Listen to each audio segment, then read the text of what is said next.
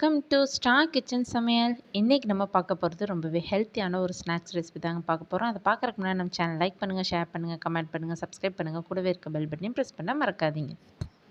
இன்றைக்கி நம்ம கொண்டக்கடலையை வச்சு ரொம்பவே ஹெல்த்தியான ஒரு ஸ்நாக்ஸ் ரெசிபி தாங்க பார்க்க போகிறோம்.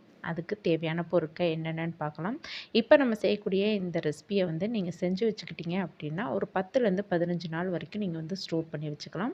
நான் இன்றைக்கி 1 கப் அளவுக்கு கருப்பு சுண்டல் எடுத்துக்கிறேன். இதை பேனில் நம்ம சேர்த்துக்கிட்டு ட்ரை ரோஸ்ட் பண்ணிக்கலாம். இப்போ பார்த்தீங்கன்னா இது நீங்கள் கருப்பு கொண்டக்கடலை வச்சு செய்யலாம், இல்லை வெள்ளை சுண்டல் வச்சு வேணாவும் நீங்கள் செய்யலாம். கருப்பு கொண்டக்கடலை ஒரு சில குழந்தைகள் சாப்பிட மாட்டாங்க. ஆனால் அதில் நிறைய ப்ரோட்டீன், ஃபைபர்ஸ் நிறைய இருக்குது. அதனால் கண்டிப்பாக இதை அவங்களோட உணவுகளை சேர்த்துக்கிறது ரொம்பவே நல்லது.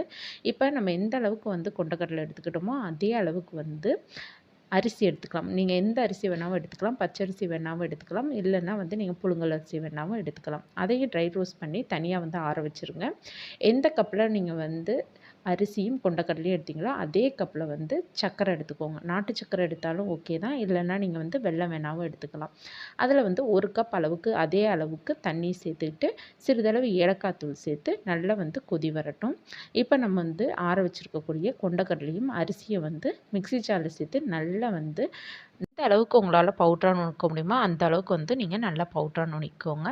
இப்போ நம்ம வெள்ளை கரைசல் நல்லா கொதிச்சிட்ருக்க இந்த ஸ்டேஜில் ஒரு 1/2 கப் அளவுக்கு தேங்காய் துருவல் சேர்த்துக்கோங்க. நல்லா இந்த பாகோடு நல்லா கொதிக்கும் போது பார்த்திங்கன்னா அந்த தேங்காய் துருவலில் இருக்கக்கூடிய ஈரப்பதம்லாம் நல்லா போயிடும். அதனால் ஒரு 10லேருந்து 15 நாள் வரைக்குமே கெடாது. கண்டிப்பாக நீங்கள் தேங்காய் சேர்த்தே செய்யலாம். இப்போ நம்ம நுணுக்கி வச்சுருக்கக்கூடிய அந்த பவுடரையும் ஆட் பண்ணிக்கலாம். ஆட் பண்ணிவிட்டு நல்லா மிக்ஸ் பண்ணி விடுங்க. இது மாதிரி நல்லா ஒரு 3 மினிட்ஸ் நல்லா கொதி வரணும். அந்த வெல்லத்தோடு சேர்த்து இந்த மாவும் நல்லா வேகணும். வெந்ததுக்கப்புறம் ஒரு டேபிள் ஸ்பூன் அளவுக்கு நெய்யோ இல்லை தேங்காய் எண்ணெய் வேணால் கூட நீங்கள் ஆட் பண்ணிக்கலாம். ஆட் பண்ணிவிட்டு ஃப்ளேமை ஆஃப் பண்ணிடுங்க. ஆஃப் பண்ணிவிட்டு கொஞ்சம் சூடு ஆறுனதுக்கப்புறம் வேணாவும் சின்ன சின்ன உருண்டைகளாக வேணாவும் நீங்கள் உருட்டி பாக்ஸில் ஸ்டோர் பண்ணி எடுத்து வச்சுட்டு குழந்தைங்களுக்கு டெய்லி ஒரு உருண்டை கொடுத்தீங்க அப்படின்னா அவங்களுக்கு தேவையான ஃபைபர் அண்டு ப்ரோட்டீன் சத்து ரொம்பவே கிடைக்கும். நம்ம கடையில் விற்கக்கூடிய பொருட்களை அவங்களுக்கு ஸ்நாக்ஸாக வாங்கி கொடுக்கறத விட இது மாதிரி நீங்கள் வீட்டில் செஞ்சு ஸ்டோர் பண்ணி வச்சுக்கிட்டீங்க அப்படின்னா அவங்களுக்கு தேவையான போது எடுத்து கொடுக்கலாம். நான் இன்றைக்கி இது ஒரு நல்ல ஒரு ஷேப்பில் பார்க்குறக்கே ஒரு நல்ல ஒரு அட்ராக்டிவாக இருக்கணுன்றக்காக பணியாரக்கல்ல சிறிதளவு நெய் சேர்த்துக்கிட்டு இதில் சின்ன சின்ன துண்டாக நட்ஸ் கட் பண்ணி வச்சுட்டு இதை நல்லா ப்ரெஸ் பண்ணி விடுறேன். அப்போ நம்மளுக்கு நல்லா ஒரு இட்லி மாதிரி நல்ல ஒரு ஷேப்புக்கு கிடைக்கும்.